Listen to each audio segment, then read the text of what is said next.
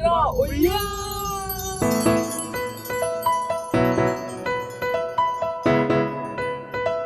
하나, 둘, 셋. 반갑습니다.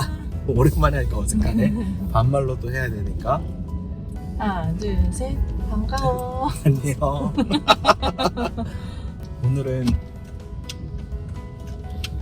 개척 전과 개척 후에 대해서 얘기하는 거지. 반말이 너무 어색한데 난.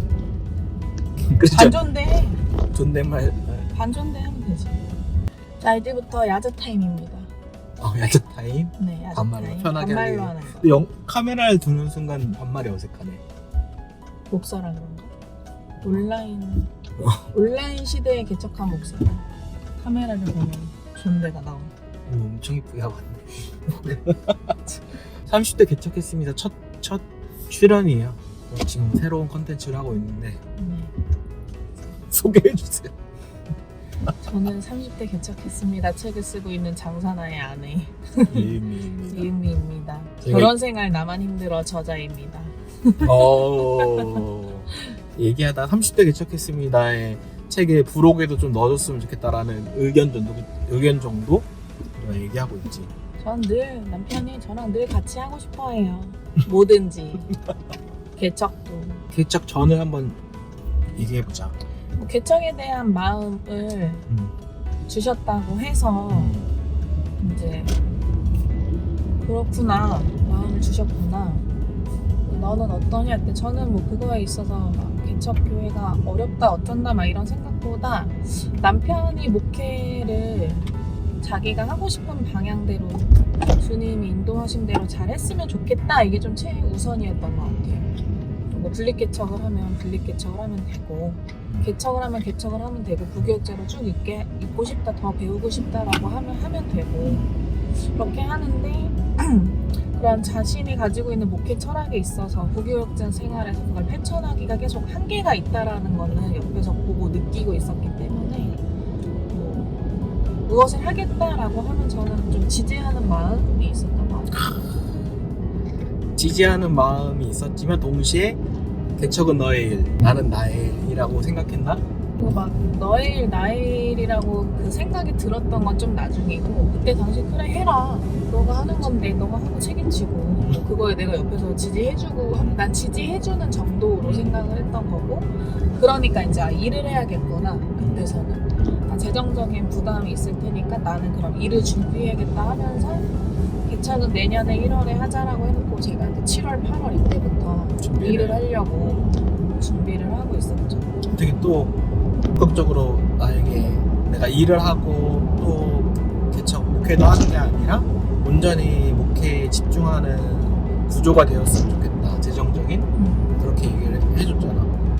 왜냐면은 성향상 남편의 성향상 체력상 뭐가 다재다능한 게 아니라 맞아. 한 가지에 꽂혀서 그거에 대한 불타오르는 열정을 가진 성향상 그 주변 것들은 내가 좀 할 수 있는 것들은 하고 남편은 저는 되게 귀한 사역이라 생각해요. 목회라고 하는 것 자체가 영혼을 살리는 일, 복음을 살리는 일을 하는 남편이 너무 존경스럽고 그 길을 나는 주님이 선택해야지 그것도 할 수 있다 생각하는데 나는 그런 사명을 주시지 않았고 그런 뭐 함께 교회를 세워가는 목회적인 그런 사명이 있다 할지라도 뭐 꼴을 먹이는 그런 사명에 있어서는 나는 부르시지 않았는데 그걸 불러주신 남편의 그 사명에 있어서 다른 게 그거를 이렇게 침해하지 않았으면 좋겠다라는 생각.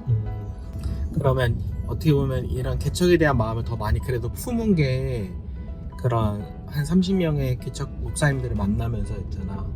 처음에 만나기 전에 강의를 나는 그때 좋았어. 유튜브에 올라왔던 맞아, 개척교회 요즘 그 누가 동네 작은 교회 목사님이 가지고 강의했던 그 책들과 강의를 같이 봤지. 같이 들었고. 네, 같이 들었을 때 저는 이제 그런 걸 찾아 듣는 사람이 아니고 뭔가 나한테 인풋이 있는 사람이 아닌데 남편이 그거를 딱 저한테 건드려 주면서 새롭고 재밌고 이게 진짜 한국교회에 필요하고 이런 생각이 들으면서 재밌었던 것 같아요. 좀 재밌었고 그거를 하면서 개척에 대한 강의를 같이 만나고 들으면서? 싶다 그러면 그 동네 작은 교회 목사님을 연결했다면 어떻게 만났어? 그냥 연락했어? 그냥 연락했어? 이 현 시대의 교회 모습에 대한 강의를 듣고 우리가 지금에 있는 모습으로는 앞으로의 미래의 목회 방향이 안 보이는데 그 강의를 통해서 앞으로의 목회 교회 한국교회가 어떻게 이렇게 바뀌어 나가야 하는지에 대한 딱 인식이 생기고 나서 그 분들을 만나는 거에 대한 어떤 나도 기쁜 마음이 있어서 같이 갔던 것 같아. 또 생각나는 목사님들이 있나? 지금 생각나는 동네 작은 교회 목사님도 있고 김종일 목사님? 그리고 그 수원의 그 대학 경희대 나주대 대학가에서 카페 하시는 목사님이 우리한테 실질적으로 그분도 카페를 하는 게 아니라 대여만 주일날 하시는 주일에 목사님. 쉬는 모든 카페를 다 컨택해서 연락해서 거기서 하나라도 얻어 걸려라 약간 이런 마음으로 막 여러 작업을 그리고 그 했던 목사님이 1만 원 그 후원에 추천을 해주신 거고 기도 편지를 해주셔서 우리가 그걸 딱 하나 캐치해서 적용해봤지. 그리고 막 그분은 조금 더 막 다양하게 정보력을 많이 사용하는 목사님이어서 막 모든 교단이나 홈페이지 다 들어가서 뭐 장학 때도 뭐 개척 후원 그래, 이런 거 다 맞아. 알아보고 맞고 그 웨이처치 성준기 목사님은 여보가 그 강의 듣고 그 비전 위드처치 목회 철학 그거에 대한 어떤 로드맵 같은 거를 딱 코팅해서 그 콜링을 하기 위해서 그분도 책 쓰라고 하셨어. 그분이 책 쓰라고 하고 성준기 성준기 목사님. 그래서 그분이 우리한테 재정 구조가 어떻게 되냐 했더니 뭐 유튜브 수익도 얘기해 주시고 뭐 1000명이 넘었을 때 어쩌고 저쩌고 책에 대한 것도 책에 대한 것도 말씀해 주시고 뭐 그런 부분에서 실제적으로 우리가 할 때 도움이 되고 그러니까 실제적인 도움이 됐던 분들이 계시고 또 우리가 전체적인 로드맵을 그릴 수 있는데 도움이 됐던 분도 계시고 여보가 얘기했을 때 지금이 개척할 때다. 지금 오히려 코로나가 있고 온라인 예배가 이미 뭔가 이렇게 사람들의 인식 안에 그 예배를 드려도 된다라는 그런 어떤 인식이 있는 이 시대에 온라인으로 아무것도 없을 때 개척할 수 있는 게 오히려 지금의 때다. 온라인이 굉장히 강력하지. 왜냐면은 온라인 상으로는 사람들이 전국구로 위드처치를 알 수 있고 볼 수 있고 오게 될 수도 있으니까. 그래서 실제로 우리가 위드처치 오는 성도님들이 다 흩어져 있잖아. 또 동백에 계신 분도 오지만 동백에 위드처치가 있어서 수원에서도 오시고 양양에서도 오고 온양에서도 오고 우리도 노원에서 오고 다양하게 올 수 있고. 그리고 난 기억나는 분이 황인권 대표님. 그러네. 교회 이름을 원래 생수의 강이 흐르는 교회였는데 대표님이 이제 목사님 그렇게 하면은 안 믿는 성도님들은 그 교회의 의미가 어떤 건지 아무도 모릅니다. 그랬을 때 내가 굉장히 큰 충격을 받고 돌아가는 길에 이제 여보가 그런 위드처치 어때? 라고 예수님과 동행하는 교회가 목회 철학이니까 그래서 그때 위드처치가 엄청 큰 역할을 해주셨지. 그리고 디자인에 대해서 로고에 대해서도 뭔가 우리가 약간 기성교회랑 그동안 답습해왔던 그런 세계관과 가치관에 있었던 눈을 좀 그 소장님 만나서 이렇게 열어주는 실제적으로 우리가 만나고 복음을 전해야 될 사람은 지금 젊은 사람들 20, 30대 사람들 뭐 내 나이가 젊지 않고 상관없이 그 감성 젊음의 감성을 유지해야 되는 거 맞는 것 같아. 그분을 만나면서 좀 그게 깨졌지. 개척 전과 생각해보고 개척을 실제로 해보고 1년 반이 지났는데 어때? 뭐가 다른 것 같아? 가장 달라진 거는 내 마음? 내가 잘 살아야 한다 이런 마음? 처음에 여보가 개척하고 나서 힘들어했던 게 나를 막 지지해주고 기도로 후원해줬던 그런 영역이 다 권사님들이 그게 사라지고 혼자서 그 척박한 땅에서 홀로 서 있는 느낌인데 거기에 나도 여보를 별로 이렇게 기도나 영적으로 지지하지 않고 외로웠어.